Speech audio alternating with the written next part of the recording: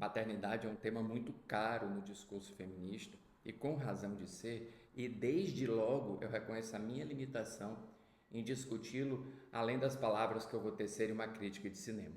Tirado isso do meu peito, eu já vi a temática da maternidade ser muito melhor discutida em filmes anteriores do que é feito neste Canina, o novo trabalho da diretora Mary Heller e que traria a Amy Adams uma oportunidade para concorrer mais uma vez ao Oscar da categoria de melhor atriz, uma indicação que não veio. O filme é uma adaptação literária e conta a história de uma mulher, uma artista, que está presa por sua própria opção, é bem verdade, dentro da rotina de dona de casa, cuidando do filho, enquanto o marido é a fonte de renda, viaja para uma outra cidade e praticamente tem muito pouca influência na criação da criança.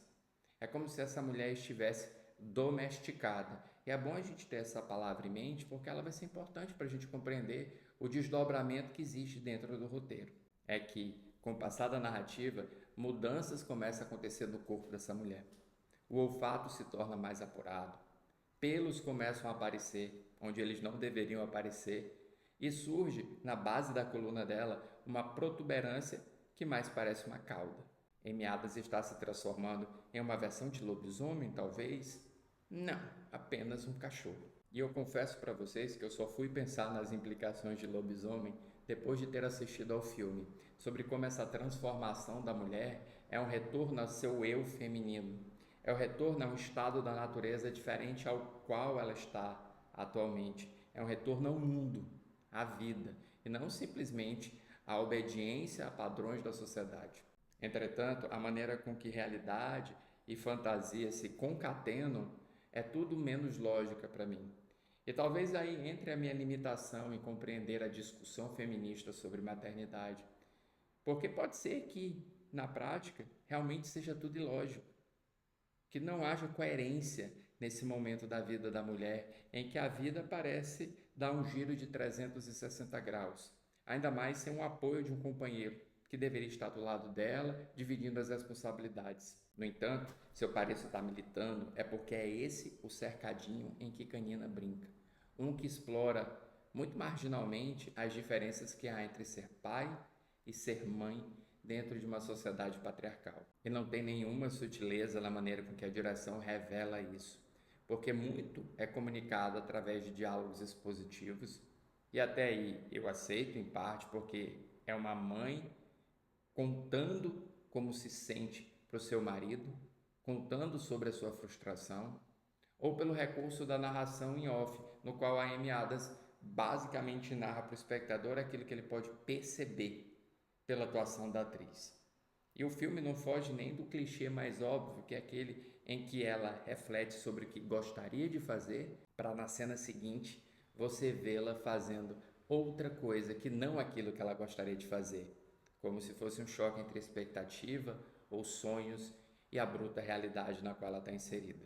E não é muito difícil ver o impacto da rotina diária na vida dessa mulher, que é incapaz de trabalhar e criar a arte que ela sempre gostou de criar. Você vê isso logo na montagem inicial, que mostra como é massacrante a rotina do dia a dia. Ou então na atuação de Amy Adams, que é uma das atrizes mais competentes em atividade no cinema americano.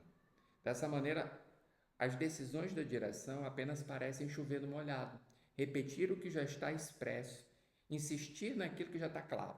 E se eu estou falando de chover no molhado, o marido é um personagem reincidente dentro desse tipo de narrativa. O tipo de homem que acredita que o café se prepara sozinho, que não sabe onde estão os brinquedos do filho, ou que não é capaz de conter o seu choro por 10 segundos que seja. É um personagem que acaba tornando o discurso muito fácil.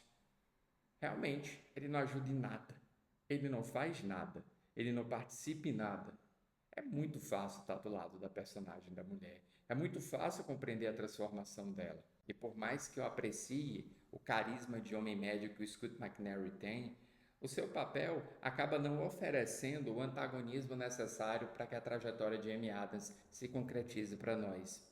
A jornada da maternidade dela é quase como o mito de Sísifo, uma personagem que empurra uma rocha até o topo da montanha apenas para vê-la rolar para baixo e ter que repetir isso no dia seguinte. ter que reviver essas dores diariamente. Mas o marido é uma baita mosca morta, um personagem inerte mesmo, e acaba não proporcionando o nível de discussão que esse filme poderia ter. Mas aí eu estou indo um pouquinho além do filme e eu vou me ater a ele para falar da fantasia, ou como essa fantasia acaba sendo sufocada pela uma direção com a mão muito pesada da Marielle Heller. Eu até consigo ver algumas associações entre o grupo de mulheres, que são 3, e a quantidade de cachorros que visitam a personagem da mulher à noite, ou entre a figura da bibliotecária e as memórias que a protagonista tem de sua mãe. A bibliotecária como essa guardiã daquilo tudo que foi escrito, portanto daquilo tudo que foi registrado, e as memórias que afluem e que trazem para a protagonista as dores ou as constatações que ela precisa ver para enxergar uma narrativa pautada em sororidade, pautada em ancestralidade. Mas a maneira com que a direção explora essa fantasia é muito tímida, que não chega nem a ser um realismo mágico propriamente dito. Você tem pequenas inserções da fantasia dentro do cotidiano da mulher, mas essas inserções acabam circunscritas a si própria e elas acabam não expandindo-se. Fica tudo muito mensagem, fica tudo muito um filme que quer passar uma mensagem.